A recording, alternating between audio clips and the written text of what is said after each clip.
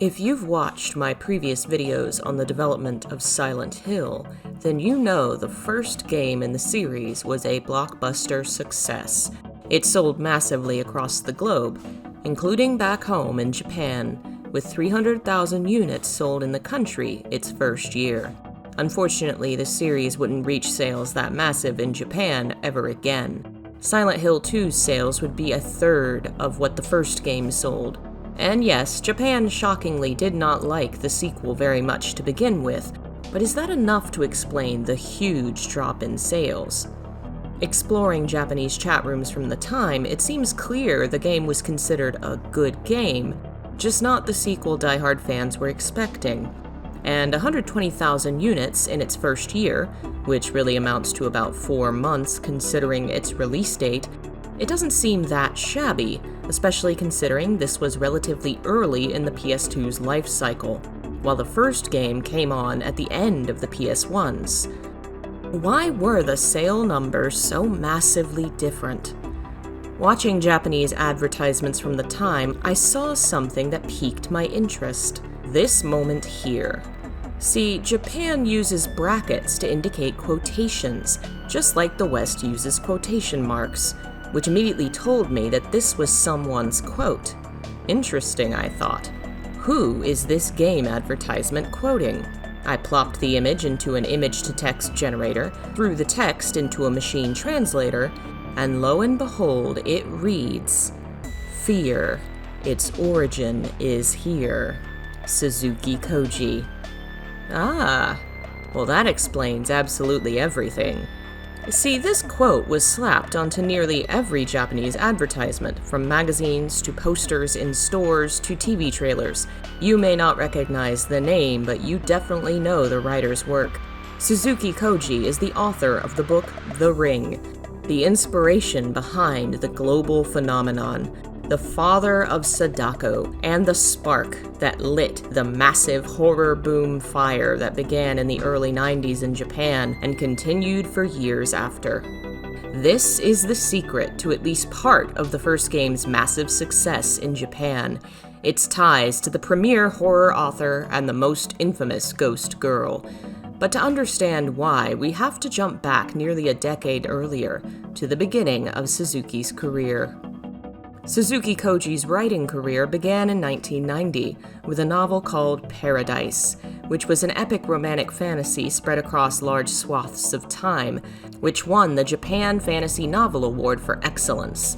He was off to a great start, and that would only continue with his next novel, his foray into horror, The Ring, in 1991. The Ring is nothing like the movies you've seen. The original story is that of a male reporter whose career has been stalled researching the occult boom of Japan.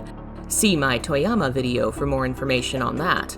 He's been looking for real occult phenomena to report on, when he happens to be present for the sudden, inexplicable deaths of 2 teenagers on his way home from work.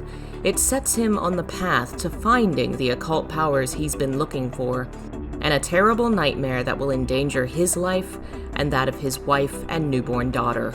It is a hard-hitting, incredibly powerful story that digs into the dark underbelly of Japanese society, revealing all the cracks and the people who slip through them.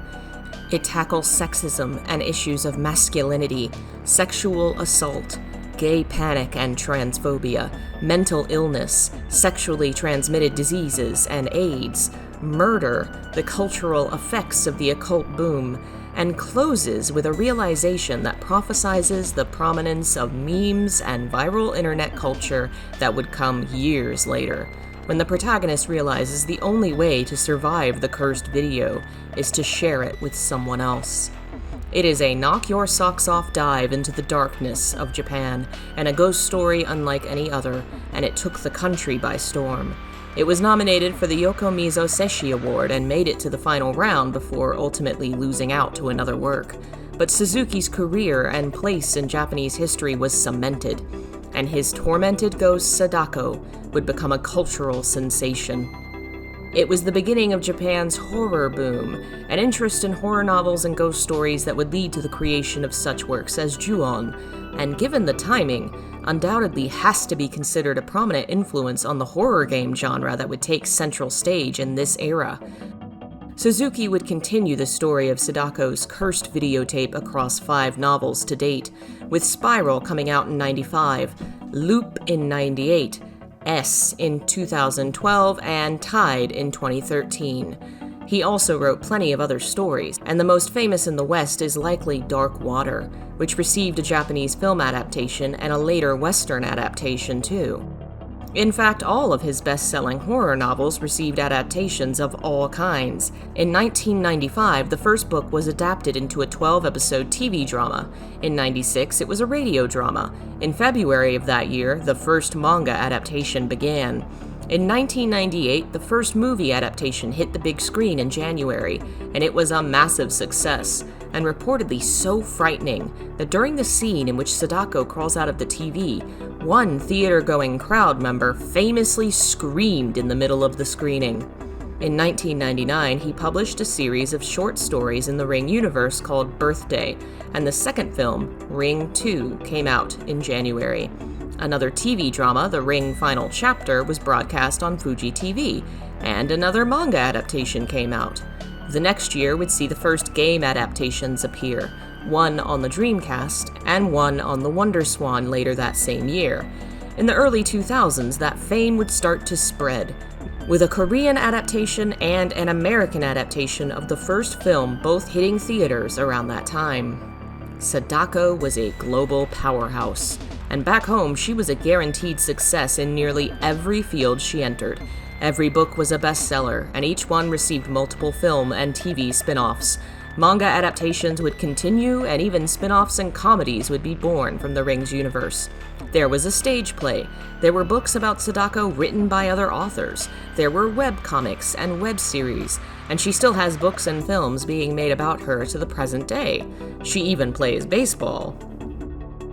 So suffice to say, when Suzuki Koji's quote appeared on the Silent Hill commercial in Japan, it was the beginning of a wild storm of rumors and excitement about the game. It was at the very start of his major global popularity in 1999. It was the year after the first major film, and another Ring book, movie, and TV adaptation were all coming out at the time. To say Suzuki Koji was Japan's Stephen King, as has been said, is not entirely wrong. Americans might have reacted to a video game with Stephen King's name on it in much the same way the Japanese did when they saw Suzuki's name on Silent Hill. They flipped their shit. Multiple fans years later credit the appearance of Suzuki's name on the commercials as the reason for their seeking out the video game. More than that, there are also brief mentions in the chat rooms of rumors that spread at the time that Suzuki Koji was himself involved in the project, that he had even written the story of Silent Hill. The quote is somewhat vague after all, and might be interpreted as Suzuki's involvement in the game. He wasn't, but that certainly drove interest up even more. There is no understating the importance and popularity of Sadako and Suzuki Koji's works in Japan, and 1999 was the very beginning of Sadako fever. Putting his name on the Silent Hill series was a fantastic decision, and is undoubtedly part of why the first game sold bucket loads in Japan, and never quite reached those heights again. Of course, there are other factors. The changing gaming climate from the end of the PS1 to the beginning of the PS2, the changes in style from the first and second game, the rising costs of games leading to smaller margins. All of these are undoubtedly part of Silent Hill 2's drop in both sales and revenue. But Suzuki Koji's name being attached to Silent Hill in its earliest days, that definitely did not hurt sales.